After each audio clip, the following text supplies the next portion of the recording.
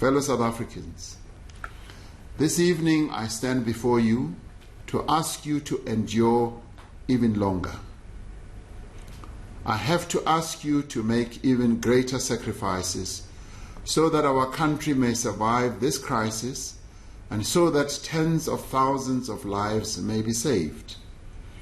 After careful consideration of the available evidence, the National Coronavirus Command Council has decided to extend the nationwide lockdown by a further 2 weeks beyond the initial 21 days. This means that most of the existing lockdown measures will remain in force until the end of April. We will use the coming days to evaluate how we will embark on risk-adjusted measures that can enable a phased recovery of the economy, allowing the return to operation of certain sectors under strictly controlled conditions. We will also use this time to ramp up our public health interventions. We did not take this decision to extend the lockdown lightly. As your President, I am mindful of the great and heavy burden this will impose on you. I am keenly aware of the impact this will have also on our economy.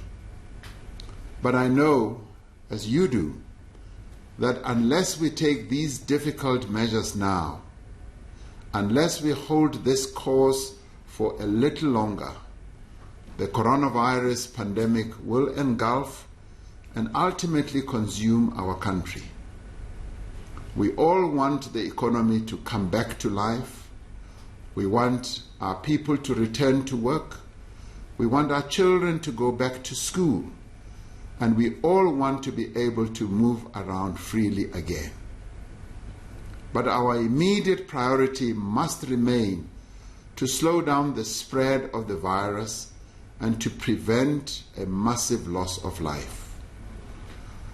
We must do this while preventing our economy from collapsing and saving our people from hunger. We are determined to pursue a path that both saves lives and protects livelihoods. Our strategy in confronting this moment that confronts our country is made up of 3 parts.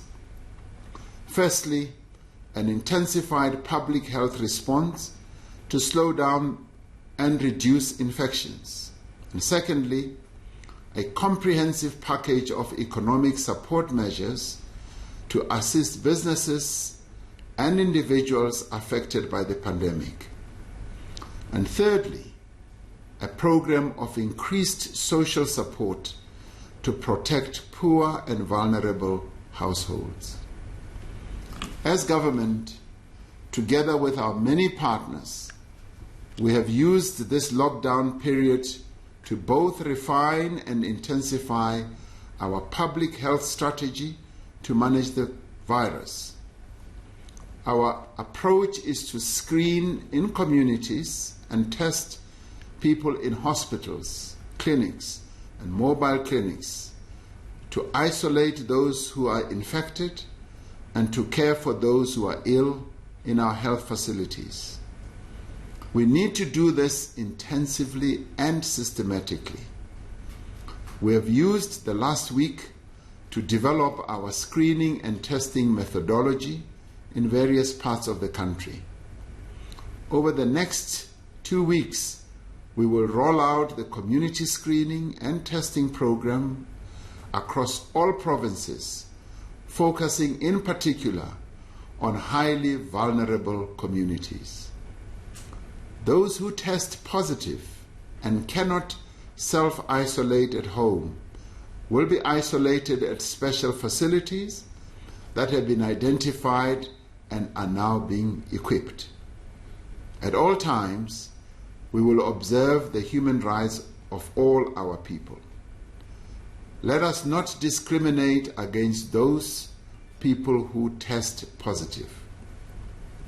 to ensure that our strategies are effectively coordinated and to ensure that they are informed by comprehensive, real-time data, we have established the COVID-19 Information Center at the Council for Scientific and Industrial Research, the CSIR. This world-class center will keep track of all screening, testing, isolation, and hospitalization of our people throughout the country. It is already identifying infection hotspots. It is following the spread and the severity of the disease and enabling us to move our focus and resources where they are most needed.